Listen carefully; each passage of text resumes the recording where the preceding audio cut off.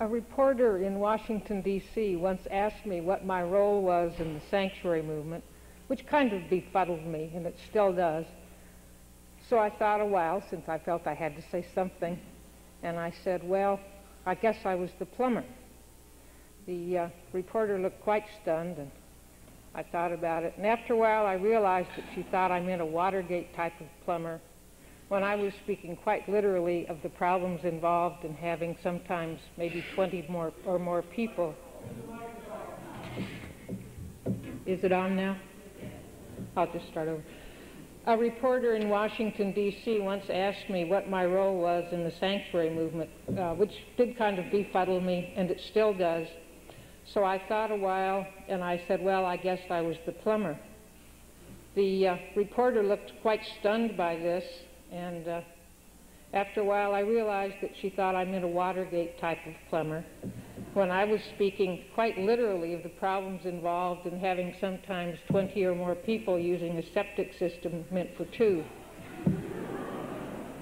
So as you can see, sanctuary is frequently rather pedestrian stuff.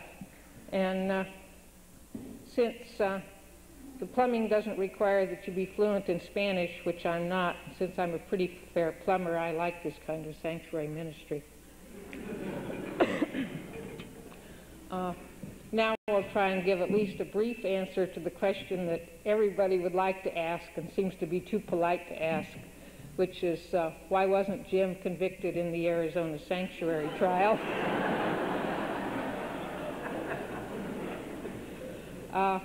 One reason is, I would say, if you get in big trouble and you don't have money for a big criminal trial, go to your friends, the Friends, and also go see Steve Cooper of the Neighborhood Justice Center here in St. Paul.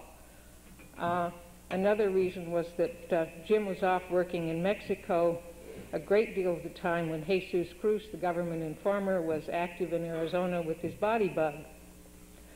But the main reason the prosecutor couldn't present a good case against Jim is that the government is so determined not to let the real issues of violation of refugees' legal rights and what is being done to people in Central America come out in open court that they wouldn't introduce any of Jim's writing or any of the media coverage of the Underground Railroad, even when they might have been useful to the prosecution. It seems to me that this administration would rather miss a chance to convict someone that they call the CEO, a chief executive officer, than let a jury and the public hear what they're doing to Central American refugees. What comes next in the sanctuary movement? I don't know. It seems quite possible that the government will work up some new charges and indict Jim again, and/or indict other sanctuary workers. But what I do know is that the need for help on the border, for sanctuary, for protective community with the refugees is greater than ever. When whole provinces are free fire zones attacked by helicopter gunships and planes carrying white phosphorus, we add more people fleeing a life-threatening situation of armed violence to those fleeing as political refugees and cause the demands on the border workers to increase still more. And now I get to the reason why, when other people are much better public speakers than I am, I'm standing up here. And that is to thank you all for your love, your concern and support before, during, and since the trial. It's literally true that we would never have made it without you, which I suppose is a very appropriate position for friends who believe in community to be in relative to other friends. And I know that the other defendants and their families feel the same way. To be the subject of so much love and concern is almost a physical sensation. And while we would prefer that the situation of the refugees in Central America, which necessitated our involvement, never have occurred, we have received a gift of love from all of you, which will be with us for the rest of our lives. Thank you.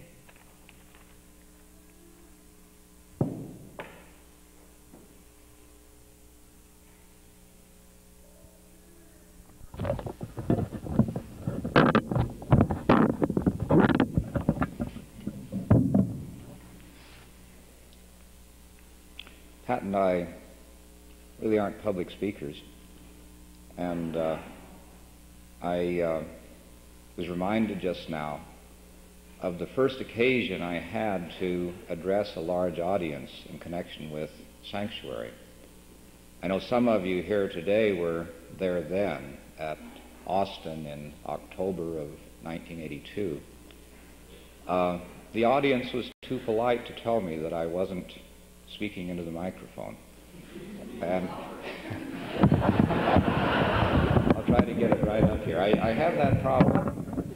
I was saying that at Austin, when I first had occasion to speak to a public group about sanctuary, not being very accustomed to such things, I spoke low, and I didn't realize that I was not anywhere near close enough to the microphone. And so, hunched over my speech in Austin, I went through the whole thing, and afterwards everyone came up and asked me what I said.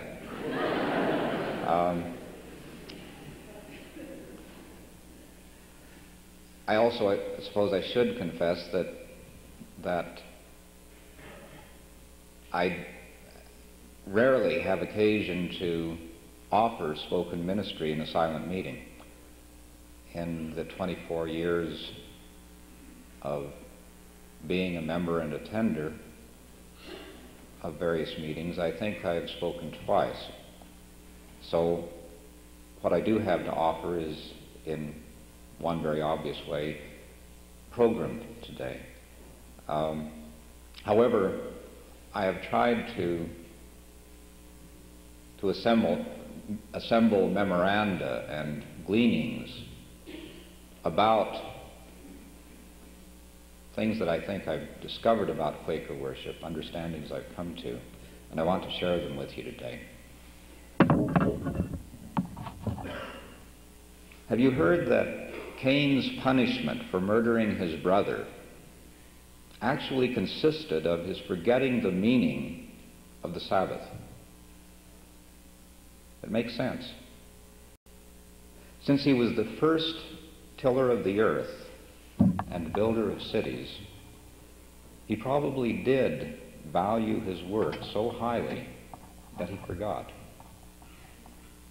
much as we have forgotten. It makes even more sense to assume that his offering was rejected in the first place. And then he killed his brother because his wholehearted commitment to conquering nature had already caused him to defile sabbatical times and places. For millennia, Semitic peoples have called wilderness God's land, distinguishing it from settled areas possessed and remade to fit human plans. Behold, Allah's creation is very good, the Bedouin proclaims in words that are as biblical as they are Quranic. Surely in this is a sign for all to see. In seeing the great goodness of wildlands, we realize that the man-made world is not yet good, that the earth's human dimension is still inharmonious and uncompleted. While absorbed in the busyness of a society that is ruled by violence and shaped by greed, we remain unaware of our co-creative responsibilities. In every culture and in all ages, human beings have turned to wilderness when searching for life's fundamental meanings. Taoism, Buddhism, and Vedanta, each in its own way, emphasizes the importance of wilderness settings for the cultivation of individual insight. But because the prophetic faith is rooted in a whole people's response to the revelation at Sinai, prophecy is primarily concerned with the community's revealed task rather than the individual's enlightenment. Israel goes out as bands of fugitive slaves and is reborn in the desert as a covenant people, expanding the faith of Abraham into a process of community liberation that reaches toward shalom. Out of Sinai's stillness, we hear ourselves called to complete our part of creation. We are to become a holy people, a people that hallows the earth. Observances on the seventh day, the seventh month, the seventh year, and the Jubilee year's crowning of 7 times 7 years are clearly designed to weave Sinai into history as the warp holding time's weft.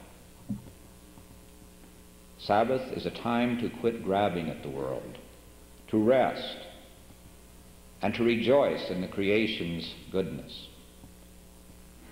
Sabbatical times are regularly recurring vantage points from which to remember and renew the community's covenant to actualize creation's goodness in human history. Sabbath is to the prophetic faith what ritual, creed, and hierarchical control are to the priestly faiths. There is, however, another Sabbath that is a time of remorseful constriction rather than joyful affirmation, a cessation of self-willed busyness that is the contrary of the prophetic faith's empowering communion. Even in Moses' time, this other Sabbath was known among the descendants of Cain, who feared and fought the wild powers that continually threatened and often destroyed their fields and villages. Each seventh day, the city-dwelling Babylonians stayed in their houses, fearing the untamed forces that were abroad, dreaming of a time when all that was wild would finally be tamed or destroyed. The Christian Sabbath has often been closer to the Babylonian than to the Hebraic observance. In the 17th century, for example, the Puritan Parliament passed blue laws prohibiting all recreation on Sundays. Even going for a stroll was prohibited. This contrasts with the Talmudic teaching that prohibits only activity to refashion and manipulate.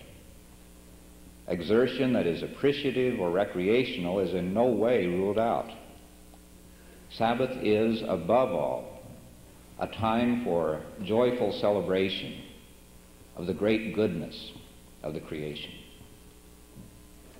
The first Quakers decisively rejected the Puritan Sabbath, but their sufferings testify to the importance they placed on regularly gathering to wait in stillness, ceasing as a community to labor mentally or physically to bend the world to their will. Even more than their words, their works testify to the co-creative empowerment they discovered in these meetings for worship. As for their attitude toward holy days, far from abolishing them, they insisted that all times are to be hallowed. Yet, failing to recognize that meeting for worship is the seed of Sabbath, we Quakers have rarely sought to discover its wider dimensions and the ways it connects the meeting to other covenant communities. Having discarded the priestly forms that are the greatest obstacle to unity among most other denominations, we readily fit into interfaith gatherings.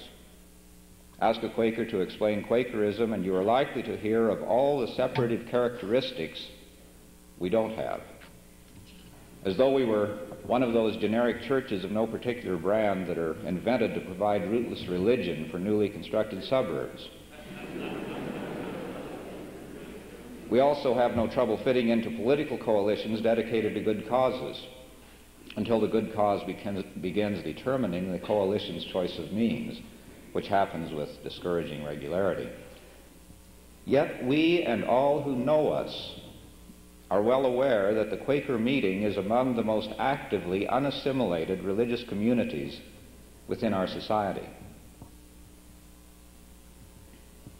The generation that crossed the Jordan was reared in the wilderness in order to assure the integrity of the covenant-formed community's new consciousness.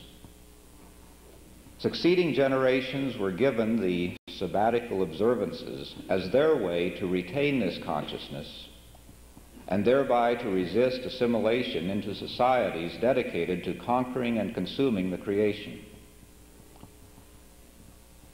The Quaker meeting's resistance to assimilation is rooted here, rather than in the forms that separate the denominations from one another. Neither social causes nor our lack of priestly forms can explain the meeting's distinctive way of remaining unassimilated while also being fully engaged socially and inclusively ecumenical religiously. Rather, it is because the Quaker meeting is firmly rooted in present-centered communion that we can, with no violation of our guiding commitment, incorporate members of every belief and background, and also maintain seeking rather than proselytizing relations with other faith communities.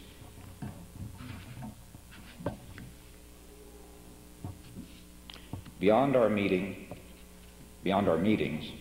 as much as within them, true unity flows from present-centered worship. Every form of worship is present-centered if it actually is worship rather than conjuring. The priestly forms that give outward identity and multi-generational continuity to the separate churches are as rooted as the Quaker meeting in the stillness of Sinai. The Quaker meeting just has the distinction of relying almost entirely on this same stillness for its identity and regeneration. Much the way that individual contemplatives and mystics center into attentive stillness by means of meditational disciplines that clear away self-willed, goal-directed busyness, communities that covenant to hallow the earth also gather into attentive stillness. Faith and practice, prayer and guidance, worship and insight, study and Torah. For a covenant people, each is linked to the other through sabbatical bonding. Sabbath ties the religious to the ethical commandments. Sabbath bridges all boundaries that would limit worship-initiated participation to less than the whole of life. In its various forms, sabbatical bonding is the way a congregation, community, or people becomes present-centered. Lacking all Sabbath, a people would also lack a gathering place and time from which to hallow the earth.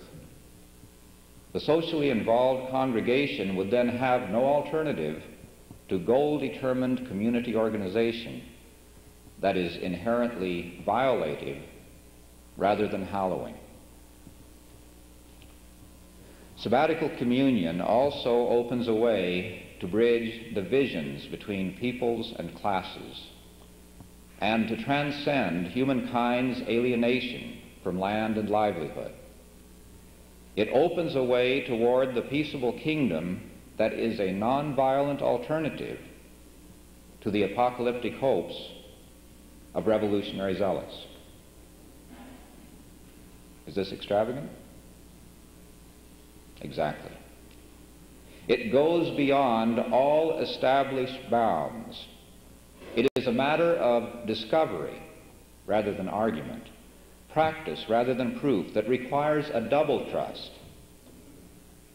Our Buddhas explore a path that they say leads the individual to enlightenment.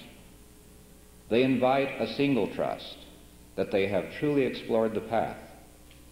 But our prophets point out a communal way of hallowing that no people has yet completed. the prophets are teaching the community to do exactly what the Buddhas teach individuals about regularly ceasing to busy ourselves with efforts to bend the world to our will.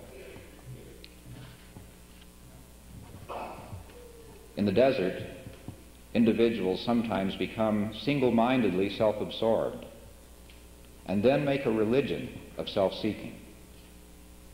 Some return as psychotherapeutic gurus who teach ways to develop islands of personal tranquility in the midst of the violence that dominates society. Their prescription for peace and justice is cumulative self-realization, because starting with self, they end with self, and with the delusion that life is in us rather than among us. This is not the teaching of the Buddhas, but it is the lesson heard by many of their followers. The Buddhas teach individuals a way that the prophets teach communities, but individuals learn detachment where communities learn hallowing. The wisdom of the East has much to offer us if we will learn to listen as a gathered community. Mahatma Gandhi explains the central teaching of the Gita as follows: when there is no desire for fruit, there is no temptation for untruth or himsa. Take an instance of untruth or violence, and it will be found that at its back is the desire to attain the cherished end. Hindu, Jain, Buddhist, and Taoist traditions all emphasize that subordinating responsive presence to management by objectives is inherently violating. It poisons the future. Gandhi insists that ahimsa, creative non-injury, is the way that leads toward satya, toward truth, a truth that we can only approximate and that grows out of our practice of ahimsa. He calls this truth-seeking practice of nonviolence satyagraha. Our preliminary, unlived notions of truth are never definitive. We don't really know where we are going, just how to get there. Satyagrahis call the inversion of ahimsa-initiated truth-seeking into a goal-dominated means-end relationship, duragraha, which might be translated stubborn grasping. Duragrahis start with the conviction that the goal is definitively known. One must just discover whatever means will best serve to achieve it. Christendom's just war doctrines are classic illustrations of duragraha. The process begins with a search for the best means to achieve predetermined goals, proceeds through the choosing of lesser evils, and concludes with last resorts. Retrospectively, the doctrine of original sin may provide consolation. Belief that our present must be sacrificed rather than fulfilled is fundamental to the conscientious use of violence. It is the taproot of humankind's choice of death over life. As such, sacrificial religion is historically all too human. With complete dedication, and in the name of everything good and holy, it serves Moloch. As a direct action to displace the rule of violence with the rule of love, the current practice of sanctuary in the United States is similar to satyagraha. Being rooted in the prophetic faith, sanctuary also shares biblical characteristics that distinguish it from satyagraha. The word sanctuary suggests the focal point of these distinctions. The biblical analog of Hindu or Buddhist detachment is kadosh. Kadosh equals sanctus equals holy. As applied to humankind, Kadosh is separation from the violative ways of the nations. To serve the kingdom, we must become an unassimilated people that lives the human dimension of shalom into actuality. Shalom is the completed harmony that we sometimes call the peaceable kingdom, a harmony among all that lives. In congregational practice, we live shalom into actuality by entering into active communion with the violated. Talking as though Kadosh were a state of being rather than a community's pathway toward shalom, we name this hallowing sanctuary. The communion that unites us is sanctuary to the violated. Detachment achieves its classic Hindu expression in the Gita, which teaches that one can cease to grasp for time-bound goals while also being engaged in fulfilling the moment's demands. The eternity-centered detachment of the Gita applies to the subject source of time and space with which the individual subject identifies, but Kadosh is primarily applicable to the creator subject, the source who is immanently active throughout all creation. Kadosh applies derivatively to those peoples that covenant to walk humbly with their Lord as co-creators of the justice and mercy that constitute Shalom's human dimension. The individual can be holy only in the further removed sense of participating in a covenant people's co-creative agency. The biblical emphasis is on the subject's creative relation to the world, not on subjective withdrawal or dissociation. And the we of communion, rather than the I of contemplation, constitutes the primary human agent. The covenant at Sinai calls for the hallowing of life here and now. It does not call for the sacrifice of living presence to our preconception of a desirable future. For, as Isaiah puts it, my plans are not your plans, nor are my ways your ways, declares the Lord. Yet because the prophetic faith and its derivatives takes history seriously, they are susceptible to being turned to serve Moloch for the sake of future times and the coming of the kingdom. The prophetic faith transmutes into zealotry whenever, forgetting that our co-creative agency is derivative and our understanding is partial, we try to force the future to fit our preconceptions of the way the world should be. Love is infallible, William Law tells us. It has no errors, for all errors are the want of love. John Woolman puts it this way: the love of God is manifested in graciously calling us to come out of that which stands in confusion. But if we give not up those prospects of gain, which in the wisdom of this world are open before us, but say in our hearts, I must needs go on, and in going on I hope to keep as near to the purity of truth as the business before me will admit of, here the mind remains entangled, and the shining of the light of life into the soul is obstructed. Any claim to infallibility calls for buttressing polemics, but for now a key must do. The 10th commandment, you shall not covet, rounds out, you shall serve no other gods. Even more than is the case with those businessmen for whom coveting is society's mainspring, stubborn grasping for objectives guides social activists toward the service of Moloch and away from the way of hallowing, which both Moses and Jesus called Torah.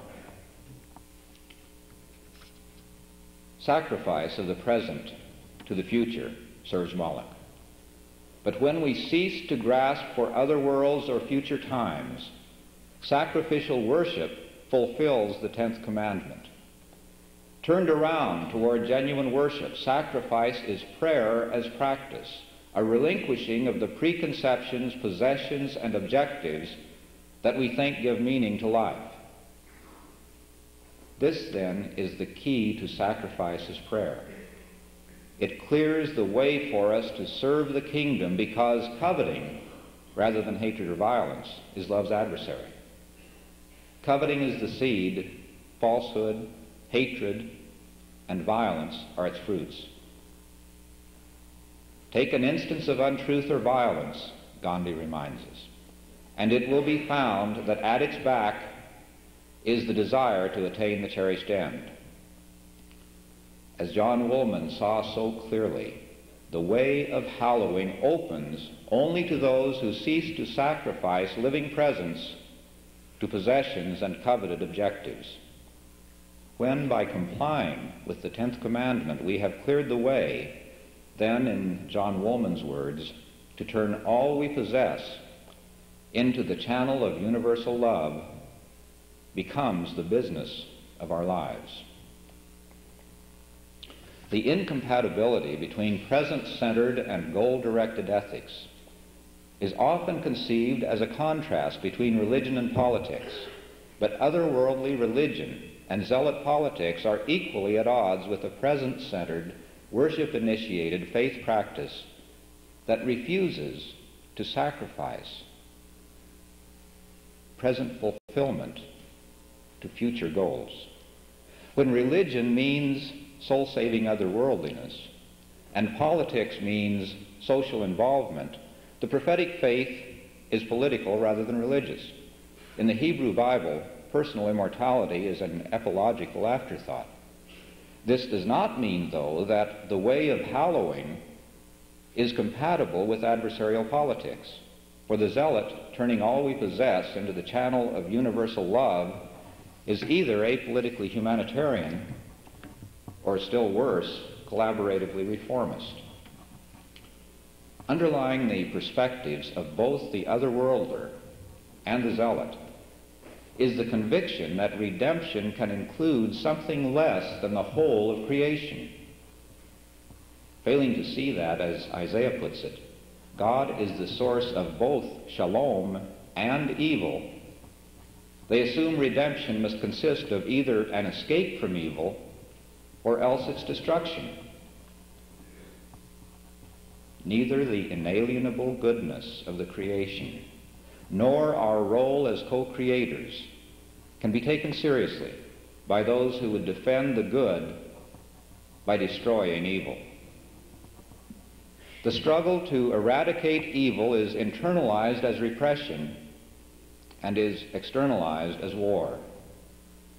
Pacifism commonly attempts to make peace by substituting personal repression for war. It doesn't work. But the communal nonviolence of the prophetic faith is grounded in an inclusive affirmation that leads away from both repression and warfare toward shalom. Nonviolence is an anemic term, though, listlessly anticipating the opportunity to refuse to shoot someone. Love your enemies is drifty, no sooner said than floating off into a world of feelings. Serve God with the evil urge starts and stays right here. How shall our passions serve as fires for the forge of creation? When institutionalized violence is understood in terms of an unfinished but very good creation, guidance comes out of a congregation's sabbatical communion as Torah. The central task remains the formation of a people that covenants to live here and now by peace and justice. If, though, structural violence is understood to be the prelude to a decisive showdown between good and evil, the redemptive task is warfare that will end all war. The chief distinctions among the current theologies of liberation appear at first glance to rest on differences about the political use of counterviolence. But this issue is superficial in comparison to the basic question in which it is rooted.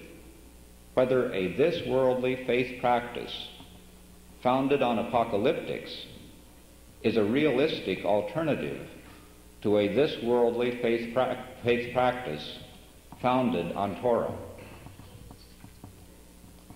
The covenant people formed at Sinai is not the nation formed when, as 1 Samuel puts it, we added to all our sins this great evil, to ask for ourselves a king. Grand inquisitors, corporate managers, and guerrilla comandantes would have us be useful to church, business, and state, like all the nations. But to serve the peaceable kingdom as co-creators, we must be kadosh, free rather than useful, unassimilated rather than collectivized, a peacemaking people that serves to hallow the earth. Gandhi's use of the Bhagavad Gita as the primary scriptural foundation for satyagraha is often a source of critical bemusement. In the Gita, Krishna persuades Arjuna to overcome his scruples against killing his kinsman in order to do his duty as a warrior. This is the prelude to the Mahabharata's climactic battle.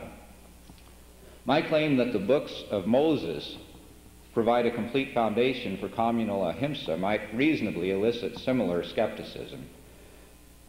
Does prophetic explication link the faith practice of the first Joshua to his namesake, Yahushua of Nazareth? Is the Sermon on the Mount truly a fruition of the covenant we make at Sinai? Is there but one covenant, a covenant that is neither old nor new, Jewish, Christian, Navajo, nor Hopi, but perennially present to the community that will gather in stillness to hear? The historical question for us Quakers is whether our faith practice is a genuine fruition of the prophetic faith that guided the fiercely genocidal Israelite tribes when they swept into Canaan more than 3,000 years ago. We rarely ask ourselves this question because the meeting itself gathers at Sinai. Historical accounts are secondary. But this is no response to the question directed to us from outside the meeting. Initially, counter-questions may be the most responsive answer. How else could a multi-generational, historically revealed faith turn humankind toward hallowing the earth? How else could we learn to turn as a community in unmutilated wholeness toward serving God with the evil urge?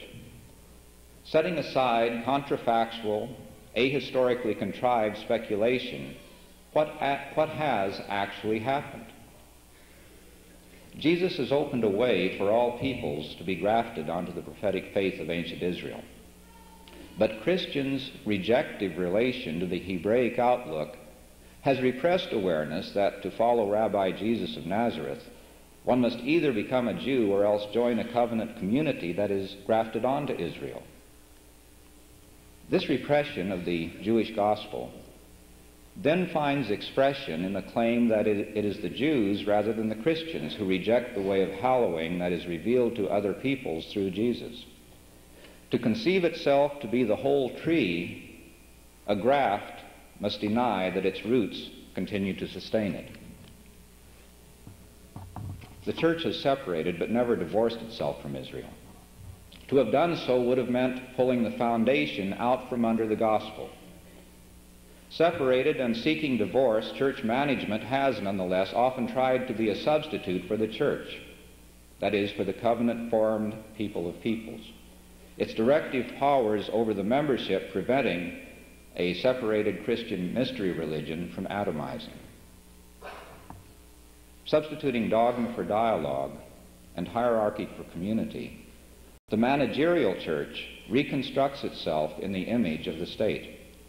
But its coercive powers are otherworldly. Belief that it actually does administer salvation and damnation is inessential. An administratively viable, imperially universal religious establishment must have but one set of keys to the kingdom. The bureaucratized faith that separates the church from Israel is radically different from the community-forming faith that sustains Israel and the church. The word faith means something different in each case. In rejecting Christendom's faith as belief in favor of faith and practice, Quakers moved back to the Judaic side of this division. Viewed from the outside, the Religious Society of Friends can be understood as a base community movement that began among Christians, congealed institutionally into a sect, and then surfaced once again as a base community movement that is now, as far as membership is concerned, fully interfaith, lacking creed, sacraments, liturgy, a separate priesthood, and hierarchy. The Quaker meeting fuses faith with practice and readily incorporates a wide range of religious views among its participants. Yet in the measure that there is a historically rooted, generationally transmissible Quaker faith, it traces back through the gospel to the prophets. The 17th century Quaker meeting swept aside all that had served to separate Christendom from the prophetic faith, its practice growing from the juncture where the church is grafted onto Israel.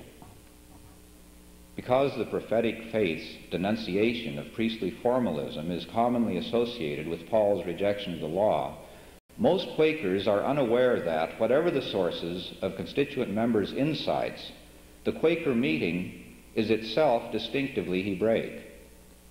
Traditionally, Quakers are also favorably disposed toward the book of John's reconstruction of the gospel into ahistorical mysticism. But the community's faith practice insistently turns mystical insight toward active love of the creation rather than using it for escape. The meeting's practical mysticism integrates John's gospel into the prophetic faith in much the way Hasidic mysticism integrates the Zohar and Kabbalistic mysticism, by turning it toward hallowing. The Hebraic worldview persists and spreads without syncretism precisely because it insists on hallowing the entire creation without exception or reduction. Quaker faith practice is prophetically dialogical, a process of unprogrammed address and response. As a result, the perennial Christian puzzlement about the proper balance between spirituality and social involvement lacks any practical relevance to meeting dynamics. The Hellenistic division between spirituality and this worldliness finds no analogous fissure in a faith practice that is dedicated to the human task of hallowing the earth. What looks like contemplative worship from the inside looks like social activism from the outside. Typically, many of a meeting's members and attenders are convinced friends who have become unassimilated from society's prevailing worldview and have discovered that they are pre-adapted to participate in a Quaker meeting. The community we form tends to be an association of contemporaries whose paths happen to have converged. Some individuals in a Quaker meeting may be adherents of detached quietism, just as others may take a political theory as their guide to social action. Meeting participants may use religious vocabularies that range from evangelical Christian to atheistic Zen. But when, having assembled, Quakers of diverse beliefs and backgrounds gather into sabbatical stillness, centering congregationally to be addressed and guided as a community, the meeting enters the way of hallowing that distinguishes the prophetic faith. Within our meetings, there are many individual pathways. And among ecumenically gathered faith communities, there are many roads to the peaceable kingdom. If we seek unity in a shared goal rather than shared presence, then our sense of exile, society's commitment to violence, the cries of the violated, and even an unqualified dedication to nonviolence will lead us to sacrifice our present to the future for which we grasp. Wholehearted dedication and the highest altruism will fail to prevent us from following the way of Cain, choosing death over life and converting our covenant to hallow the earth into yet another holy war, to become grounded in the unifying presence by virtue of which we can be present to one another, we must remember the meaning of Sabbath and discover how we can observe it. The monthly meeting is clearly the seed of our Sabbath. Quarterly, half-yearly, and yearly meetings are also times of worship, study, and reflection when we seek as a community to be fully present to one another. May this gathering be a meeting of meetings, a time of sabbatical stillness and celebration, insight and renewal that opens our ways and empowers us as a people to serve the peaceable kingdom. May the harmony of the high heavens come on earth, in our lives, and during our days.